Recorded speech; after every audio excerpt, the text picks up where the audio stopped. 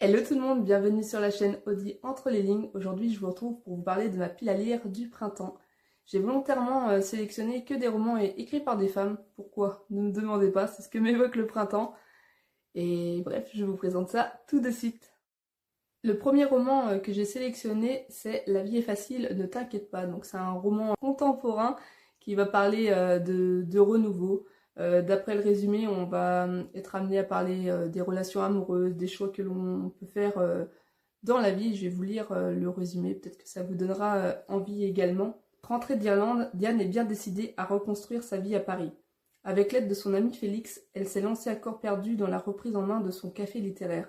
C'est là, aux gens heureux lisent et boivent du café, son havre de paix, qu'elle rencontre Olivier. Il est gentil, attentionné, et surtout il comprend son refus d'être mère à nouveau, car elle ne peut se remettre de la perte de sa fille. Bientôt, un événement inattendu va bouleverser les certitudes de Diane quant à ses choix, pour lesquels elle a tant bataillé. Aura-t-elle le courage d'accepter un autre chemin? Donc voilà pour le résumé. C'est pas le roman qui m'attire le plus dans ma pile à lire, mais au moins une fois lu, il aura le mérite de quitter les rangs. Pour suivre le thème du printemps, j'ai choisi une couverture fleurie. J'ai choisi ce livre-là. Donc Wicked Game. Vous l'aurez compris, je ne sais pas prononcer ce mot. J'ai un anglais très médiocre. Quoi qu'il en soit, il s'agit d'une romance. L'intrigue laisse à penser qu'on va avoir des thèmes comme le passé, les blessures personnelles, peut-être aussi la manière dont l'amour peut nous déstabiliser, voire nous transformer.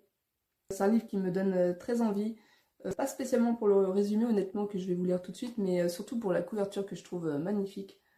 Je vais vous lire le résumé. Donc Amaya rejoint Londres en espérant écrire une nouvelle page de son histoire, une qui ne sera pas tachée de sang et d'horreur. Mais son arrivée ne se déroule pas comme prévu. Elle se retrouve à devoir cohabiter avec Hunter Bamford, le meilleur ami de son grand frère, un brillant neurochirurgien un peu particulier. Un homme qui contrôle au millimètre près le moindre aspect de sa vie, et qui lui est interdit en tout point. Hors de question d'être attirée par les ombres qu'elle voit danser dans son regard, qui semble aussi hanté que le sien.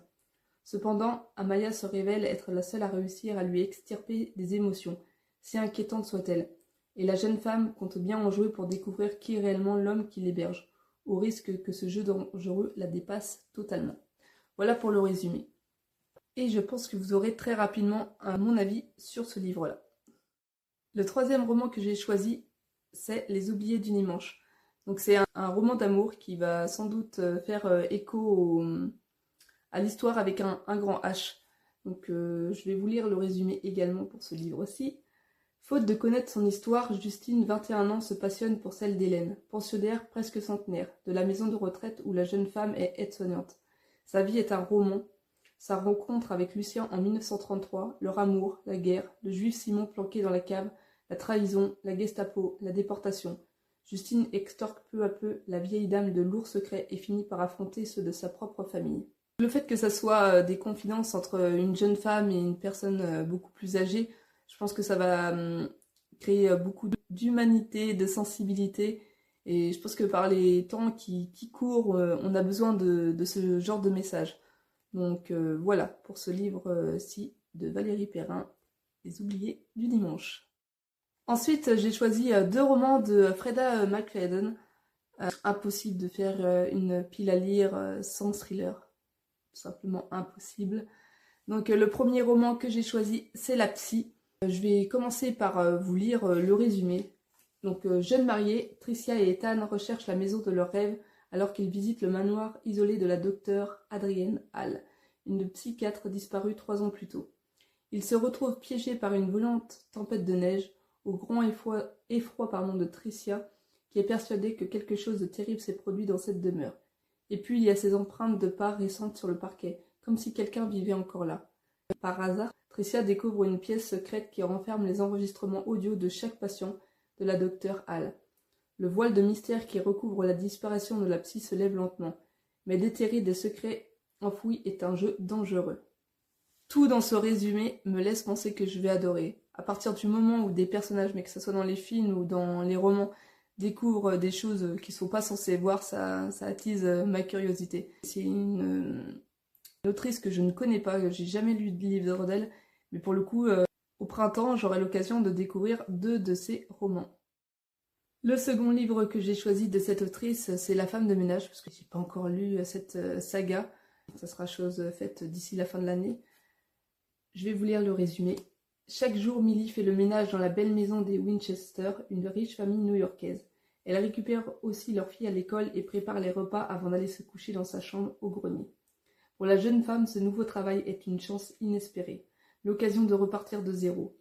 Mais, sous des dehors irrespectables, sa patronne se montre de plus en plus instable et toxique. Et puis il y a aussi cette rumeur dérangeante qui court dans le quartier. Madame Winchester aurait tenté de noyer sa fille quelques années auparavant. Heureusement, le charmant Monsieur Winchester est là pour rendre la situation plus supportable. Mais le danger se tapit parfois sous des apparences trompeuses. Et lorsque Millie découvre que la porte de sa chambre mansardée ne ferme que de l'extérieur, il est peut-être déjà trop tard. J'adore.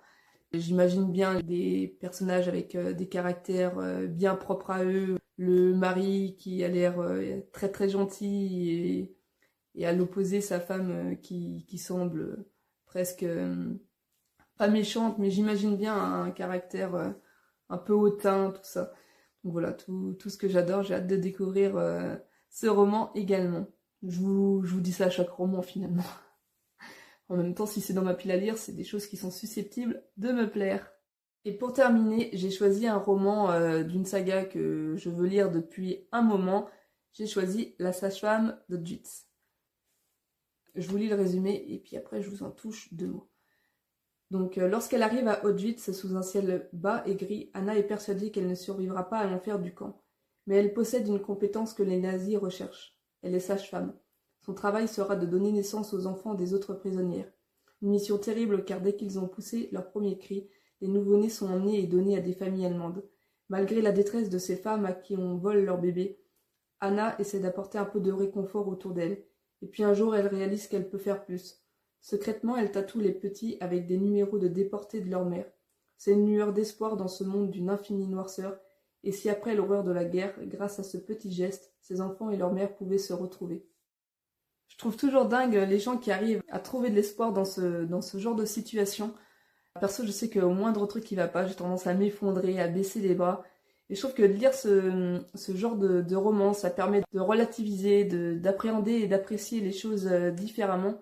Et je trouve que ça permet de voir les choses différemment, ce genre de lecture, tout simplement. Je vous ai présenté les livres que je compte lire pour le printemps. Bien évidemment, il y en aura d'autres. C'est un aperçu de ma pile à lire printanière. Vous aurez bien évidemment un retour sur les livres que j'ai lus. Et puis voilà, je vous fais de gros bisous et à une prochaine vidéo. Bisous bisous.